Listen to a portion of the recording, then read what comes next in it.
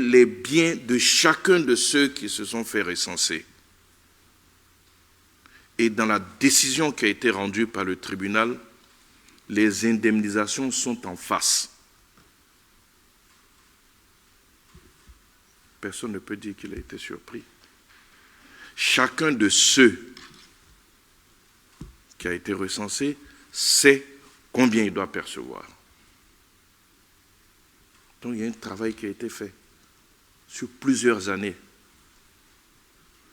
Après n'avoir pas cru au projet, on se rend compte maintenant que c'est une réalité et on veut courir pour rattraper.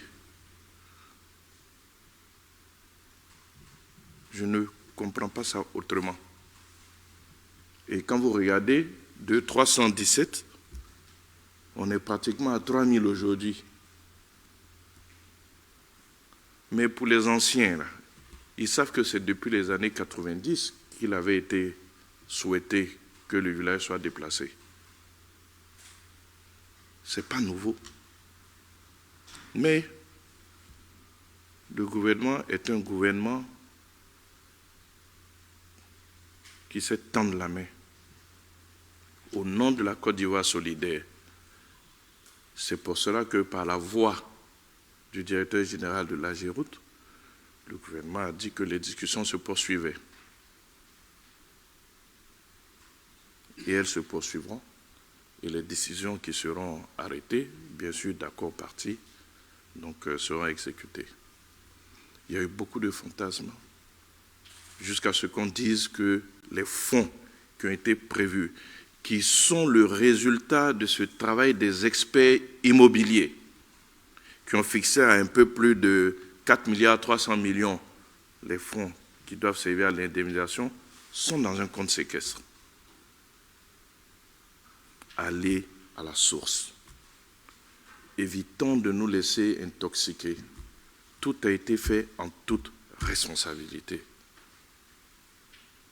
Tout a été fait en toute responsabilité.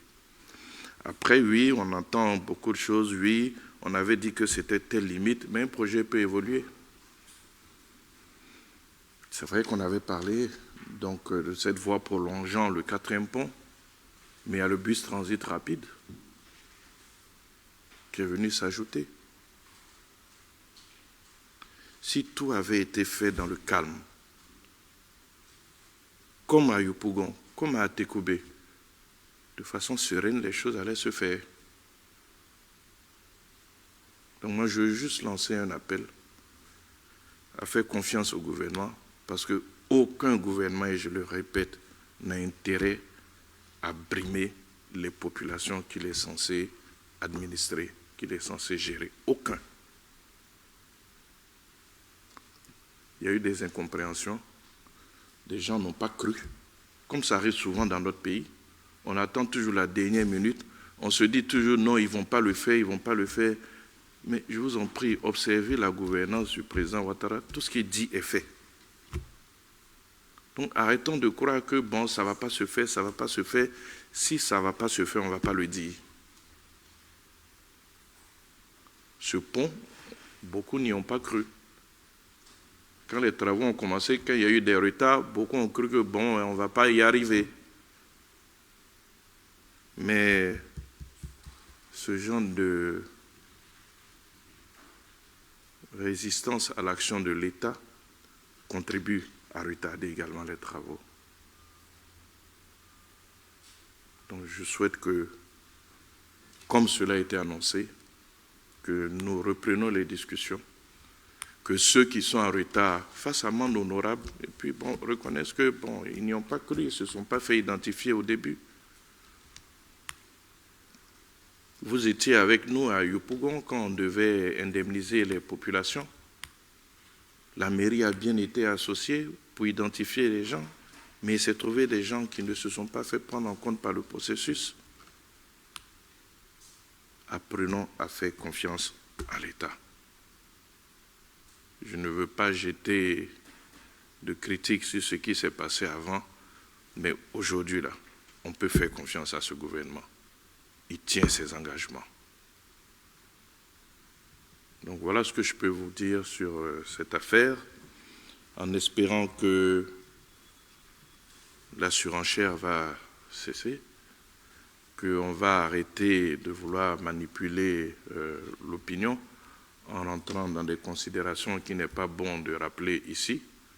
Mais si quelqu'un a construit sur un terrain au moment d'indemniser, mais c'est celui dont on va casser la maison qu'on va indemniser. Peu importe comment il s'appelle. En plus, il s'est fait recenser, c'est son bien. Si la terre lui a été vendue, il en est propriétaire. Si lui n'a pas été vendu et qu'il est dans un bail, on va indemniser celui qui a construit. Et puis le propriétaire dont on a pris le bien, lui aussi, il va recevoir sa part d'indemnisation. Mais pour ça, ça suppose que vous avez des papiers. Ça suppose que vous avez des papiers. Nous sommes dans une administration où tout se fait sur présentation de documents. C'est aussi simple que cela. Mais le gouvernement a tendu la main.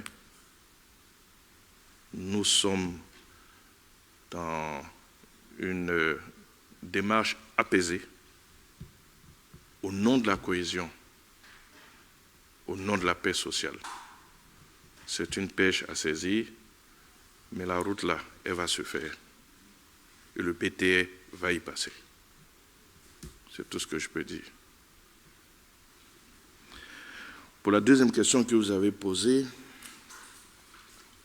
il aurait été bon de la poser au porte-parole du RHDP, mais puisqu'il s'agit de cherté de la vie et que ça concerne au premier chef, donc le gouvernement, je ne vois pas en quoi il y a un abandon. Vous savez, quand on sort une phrase de son contexte, on peut tout lui faire dire.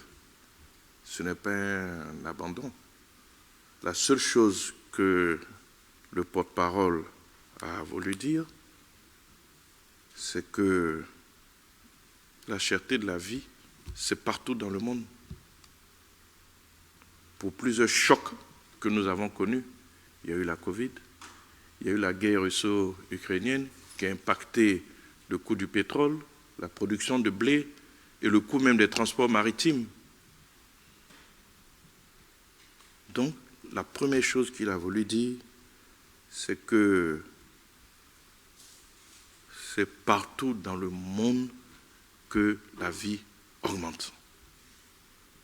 Et moi, je vais saluer la résilience des Ivoiriens. Parce qu'ailleurs, autour de nous, il y a même eu des manifestations au Ghana, au Nigeria, pour ne citer que ces pays-là, pour les mêmes questions de cherté de la vie. Donc, il a raison de dire que ce n'est pas propre à la Côte d'Ivoire, ça ne peut donc pas être imputé au gouvernement. Mais cependant, vous êtes témoin de tous les efforts que le gouvernement a fait pour protéger le portefeuille du consommateur ivoirien. Jusqu'à aujourd'hui, malgré tout ce que les gens peuvent dire, au niveau du carburant, grâce à la subvention que l'État apporte, nous avons un des coûts les plus bas. Nous avons maîtrisé le coût du pain grâce à la subvention que l'État a apportée. Nous avons plafonné le prix de nombreux produits de première nécessité, comme l'huile, le lait, tout ça a été plafonné. Ailleurs, ceux qui sont dans les économies libérales pourraient s'en plaindre, puisqu'il n'est pas de devoir de l'État d'interférer dans le marché. Mais l'État a une responsabilité. En ce qui concerne donc la Côte d'Ivoire, l'État a pris la responsabilité d'interférer sur le marché pour pouvoir plafonner le coût de certains produits.